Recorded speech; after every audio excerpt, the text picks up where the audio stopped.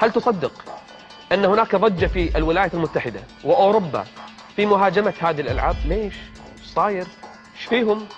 دول الغرب مؤتمرات صحفية تعقد وندوات تلفزيونية وقضايا ترفع الآن مرفوعة قضايا كثيرة في المحاكم ضد هذه الألعاب ومصنعيها ومنتجيها وبائعيها. ليش؟ ايش فيهم؟ احنا عندنا قاعد تنباع بكل سهولة. تعرفون ليش؟ لأن الغرب أحس بخطورة هذه الألعاب على أخلاق أولادهم، على أخلاق الجيل اللي هم عايشين فيه، على أخلاق مجتمعهم. هم خايفين على أولادهم، ولهذا هيلاري كلينتون عقدت مؤتمر صحفي كبير وضخم تحارب هذه الألعاب وتدعو لمحاربتها. وهناك معدي لبرامج وبرامج تلفزيونية شهيرة يشاهدها 20-30 مليون إنسان، عقدت حلقات متخصصة لمحاربة هذه الألعاب. ايش صاير؟ ايش فيه الألعاب هذه؟ كل الآن بعض المتدينين بل أغلبهم علشان عياله ما يطلعون فضائيات حط لهم هذه الألعاب. ما يدري أن هذه الألعاب اليوم أخطر من القنوات الفضائية، اسمح لي، حتى الإباحية.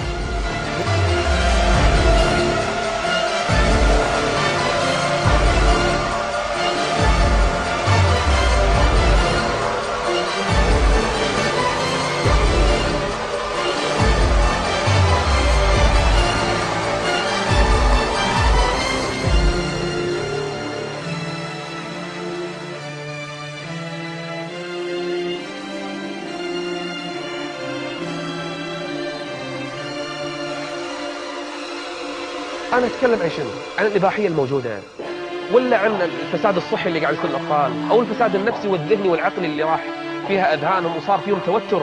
تلقى الطفل بسم الله، ذاك اليوم شفت لي طفل قاعد يصارع نفسه، ما أدري إيش فيه، قاعد يسوي حركات وقاعد صار مثل المجنون.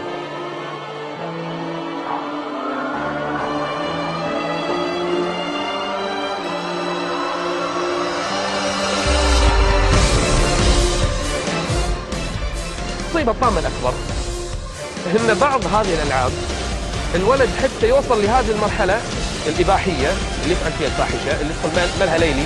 بكل ملها ليلي، ملها ليلي بكل معنى الكلمة، كل شيء فيه. طفل ب7 سنين يدش يختار الفتاة ويدخل داخل ويسوي كل شيء.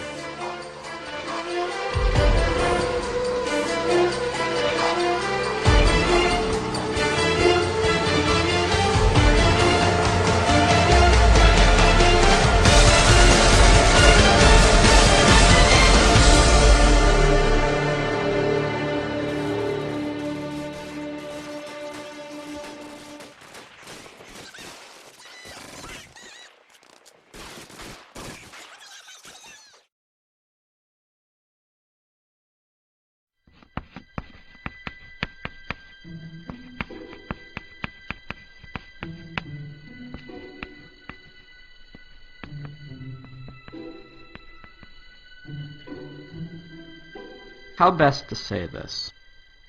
Understand that I'm not the kind of person to sit in front of a microphone and believe that what I think will have any profound meaning to your lives.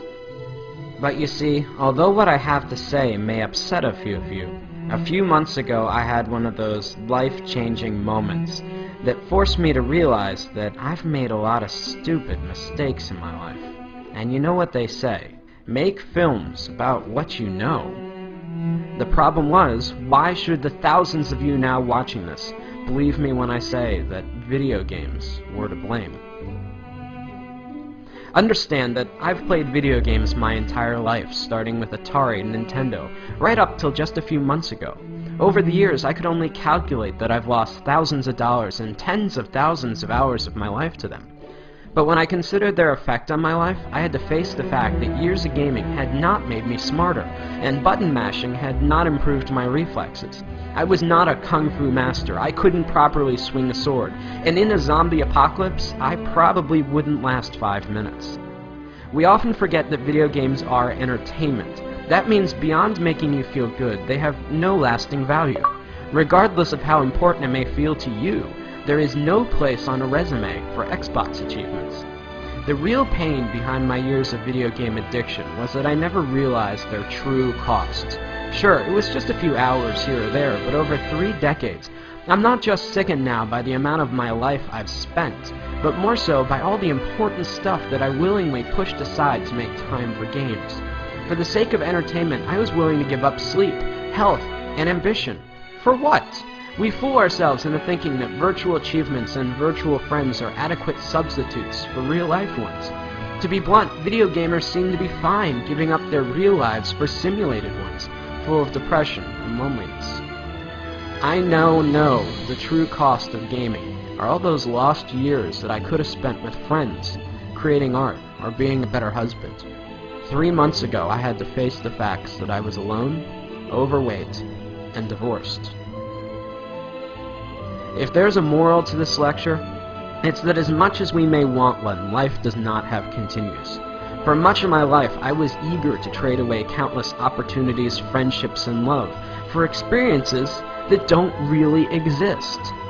I guess what I'm saying is, it took me a long time to figure all this out, and along the way, I missed out on a lot of life.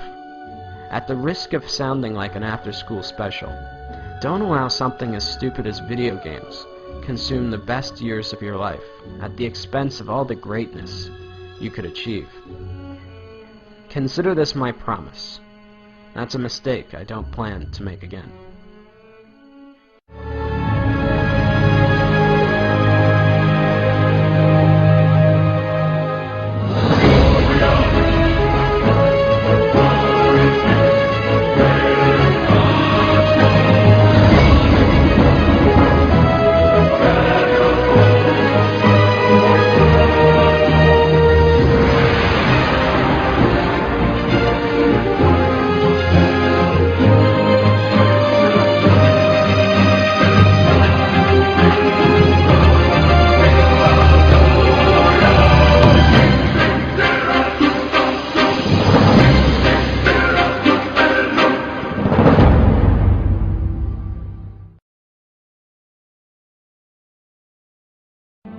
Now, I know a lot of you are going to be angry or confused over the things that I'm saying. Call me whatever names you like, pretentious or not. Understand that while I don't hate video games or the people that make them, I'm still worried about their overwhelming negative effects that they've had on my generation. But halfway through animating this film, I came across a documentary about the Penny Arcade convention, and that's when it hit me. Healthy gamers do not dwell away on the games, but instead embrace the community.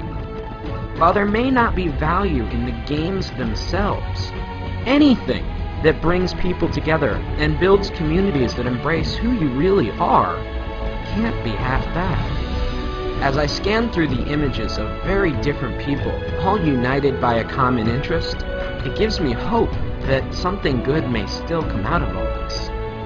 We are the first generation forced to find a balance between letting technology improve our lives or risk allowing it to dominate us. In reality, does Warcraft or Facebook improve your social life, or are you sitting at home alone? Either way, the only thing I know is that I'll never find out sitting alone in front of my TV, and neither will you. Whatever you choose, remember, in this game, you only get one life.